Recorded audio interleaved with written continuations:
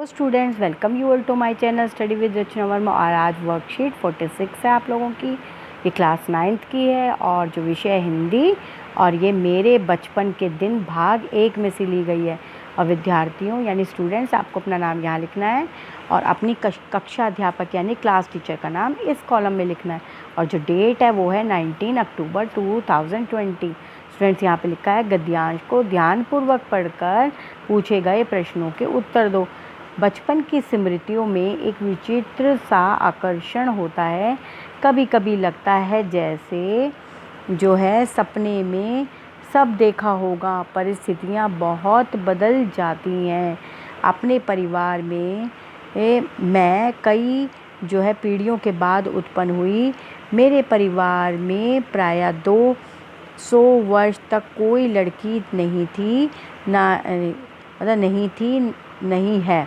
सुना है उसके पहले लड़कियों को पैदा होने नहीं दिया जाता था, जन्मदान भेज देती थे। और जो है फिर मेरे बाबा ने बहुत दुर्गा पूजा की। हमारी कुल देवी जो है दुर्गा थी। मैं उत्पन्न हुई तो मेरी जो है बड़ी खातिर हुई और मुझे यह सब नहीं सहना पड़ा जो अन्य लड़कियों को सहना पड़ा। परिवार में बाबा फारसी और उर्दू जानते थे। पिता ने अंग्रेज़ी पढ़ा दी। हिंदी का कोई जो है वातावरण नहीं था। मेरी माता जो है जबलपुर से आई तब अपने साथ हिंदी लाई। वे पाठ पूजा भी बहुत करती थीं और पहल उन्होंने मुझको पंचतंत्र पढ़ना सिखाया। तो यहाँ पे स्टूडेंट्स, जो आपकी ये पोएम है मेरे बचपन जो ये गद्यांश दिया हुआ है, ये आपके मेरे बचपन के दिन में से दिया हुआ है। तो यहाँ पे जो लेखिका हैं अपनी बचपन की स्मृतियों को याद करते हुए जो लड़कियां हैं, जो नारियां हैं, उनके बारे में बताते हुए कहती हैं कि जो बचपन की यादें होती हैं वो बहुत ही आकर्षण होती है, क्योंकि वो हमेशा याद रहती हैं।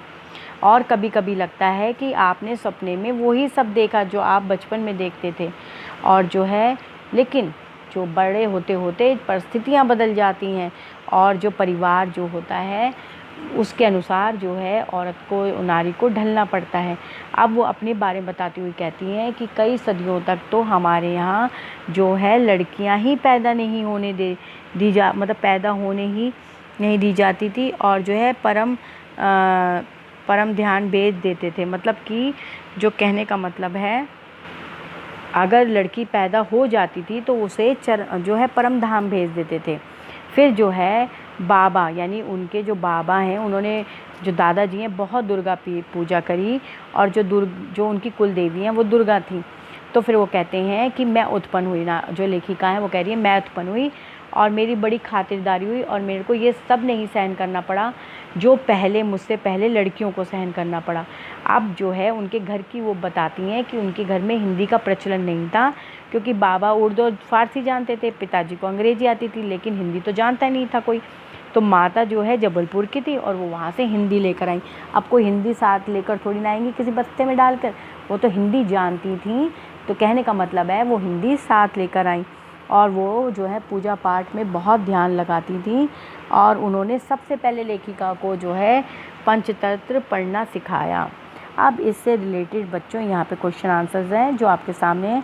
बचपन की स्मृतियाँ कैसी होती हैं? तो बचपन की स्मृतियाँ बताइए कैसी होती हैं? आकर्षक होती हैं। लेखिका किन किन परिस्थितियों में पैदा हुई थी? जब जो है लड़कियों को जब परम धाम भेज दिया जाता था, तब वो बड़ी दुर्गा पूजा के बाद, मतलब बड़ी पूजा पाठ के बाद पैदा हुई। लेखिका के साथ कैसा व्यवहार हुआ? बहुत अच्छा व्यवहार हुआ। और परिवार में पढ़ाई लिखाई का क्या वातावरण था? पढ़ाई लिखाई का वातावरण था कि जो बाबा हैं वो उर्दू और फारसी जानते थे, पिता को अंग्रेज़ी आती थी और माता जी जो है हिंदी जानती थी, इसलिए उन्होंने लेखिका को पहले पंचतंत्र पढ़ना सिखाया। जो प्रश्न 5वां है, महादेवी जी के इस जो है संस्मरण को पढ़ते हुए, यानी जो लेखिका हैं वो है महादेवी, को पढ़ते हुए आपके जो है मानस पटल पर भी अपने बचपन की जो है स्मृतियाँ छाई होंगी। अब आपको लिख कर दिखाना है। सो सारे उत्तर मैंने आपके लिए लिख रखे हैं। ये जो मैंने उत्तर बोले थे ये तो हमने जो पाठ को पढ़कर सरल भाषा में जो है उनका उत्तर दे दिया।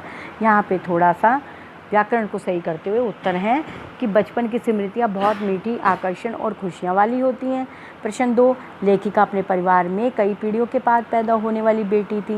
उत्तर तीसरा, लेखिका का परिवार में बहुत ज़ोर से स्वागत किया गया और बहुत खातिरदारी भी हुई। और उत्तर 4, परिवार में सब पढ़े लिखे थे। लेखिका के बाबा फ़ारसी, उर्दू और पिता जो है अंग्रेज़ी जानते थे, माता हिंदी की विद्वान थी। और उत्तर 5वां, बचपन बहुत अलग होता है, सबका बचपन खुशियों से जुड़ा होता है। बहुत से किस्से हैं जो यहाँ पे किस्से लिखेंगे आप। किस्से होते हैं ना, किस्से कहानियाँ, तो कि आधा सा और पूरा सा और ये किस्से हैं, यहाँ पे किस्से लिखेंगे आप। ये अलग अलग हो गया टाइपिंग करते हुए। तो जो बचपन के सभी बिल्कुल ताज़ा हैं। याद आता है जब एक बार मुझे नए जूते मिले थे तो मैं उन्हीं जूतों को पहनकर ही सो गई थी। याद आता है कैसे स्कूल जाने के समय पेट का दर्द शुरू हो जाता था। याद आता है जब स्कूल में नोटबुक पर गुड़ मिलता था तो कितनी खुशी होती थी। याद आता है कि जो उखड़ू बैठकर जो है शक्तिमान और मोगली देखना, है ना, कि बस जहाँ बैठे बस वहीं पर जिस पोजीशन में बैठकर देख लेना। तो ये आपके सारे प्रश्नों के उत्तर हैं जो मैंने आपके लिए पहले से ही हल कर दिए थे। आपको सिर्फ पढ़कर अच्छे से समझकर याद करके अपनी कॉपी में लिखना और एक बार फिर से अपनी वर्कशीट को अच्छे से पढ़ना है, क्योंकि जो लेखिका हैं उन्होंने जो है बहुत अच्छी जो है बात बताई है, कैसे जो है लड़कियों के साथ जो है व्यवहार होता था ये बताया है, और बाद में परिस्थितियाँ बदली और कैसे जो है उन्होंने पढ़ना लिखना सीखा। तो ये सब आपको अच्छे से समझना है। तो बच्चों, आप चाहते हो मैं ऐसी ही वीडियो बनाऊं तो चैनल को सब्सक्राइब करो और कमेंट करो, लाइक करो। Thank you so much for watching my video.